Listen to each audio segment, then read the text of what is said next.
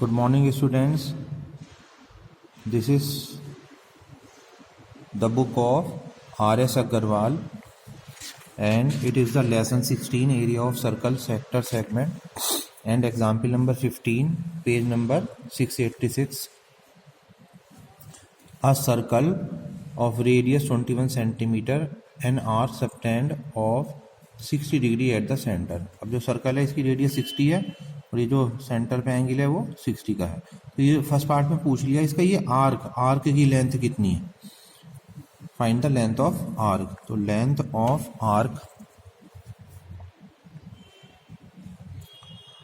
इसका फॉर्मूला होता है थीटा अपॉन 360 2 पाई आर. तो जो एंगल है वो 60 है और जो रेडियस है वो 21 है. इसे कैलकुलेट करेंगे, इसका आंसर आ जाएगा 22 centimetre. Now second part, the area of sector. What is the area of sector?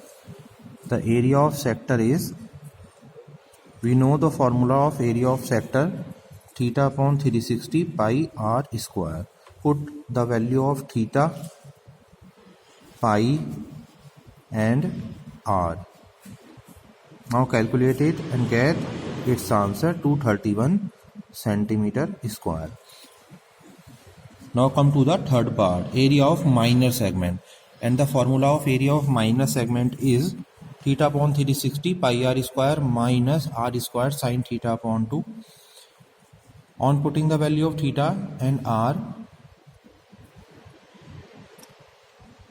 we get its value, ये आ गया 231, ये 189.63 और 41.37 सेंटीमीटर स्क्वायर.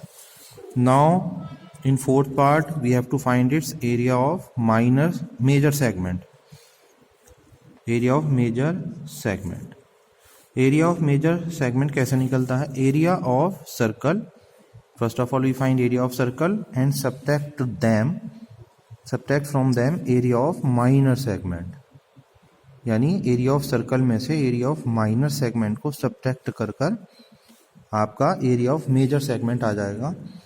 और एरिया ऑफ सर्कल ये है पाई आर स्क्वायर, और जो माइनर सेगमेंट का एरिया है हमने थर्ड पार्ट में निकाला था 41.37.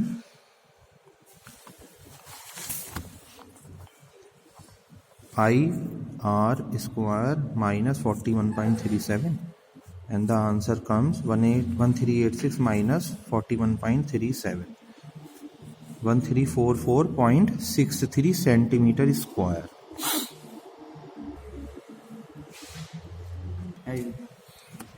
Example number 22.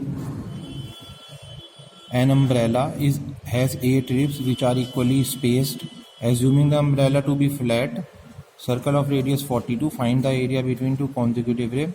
हमें 2 रिब्स के बिटवीन का एरिया फाइंड करना है.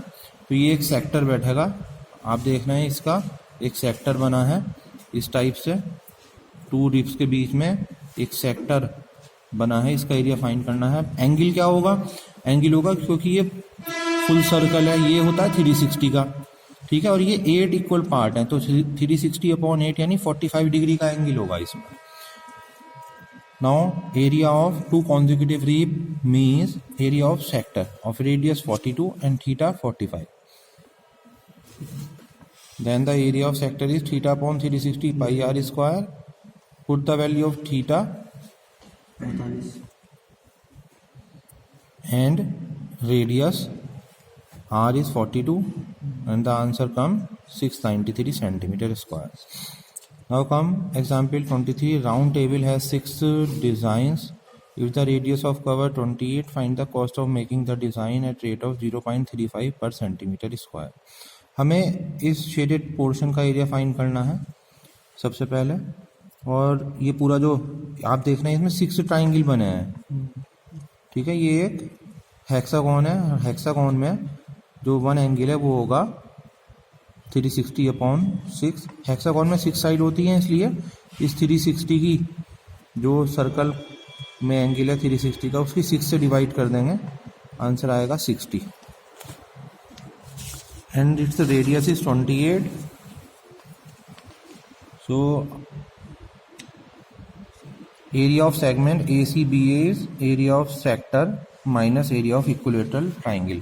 हम देखेंगे जो अभी हमने डिज़ाइन बनाया था पीछे, ये एक हेक्सागोन बनाया था, उसमें केवल अगर वन शेडेड पार्ट का हमें एरिया फाइंड करना हो तो इस सेक्टर में से इस ट्राइंगल को माइनस कर दें अगर, तो इस वन पार्ट का एरिया आ जाएगा। वही यहाँ किया है, area of the one sector minus area of this equilateral triangle.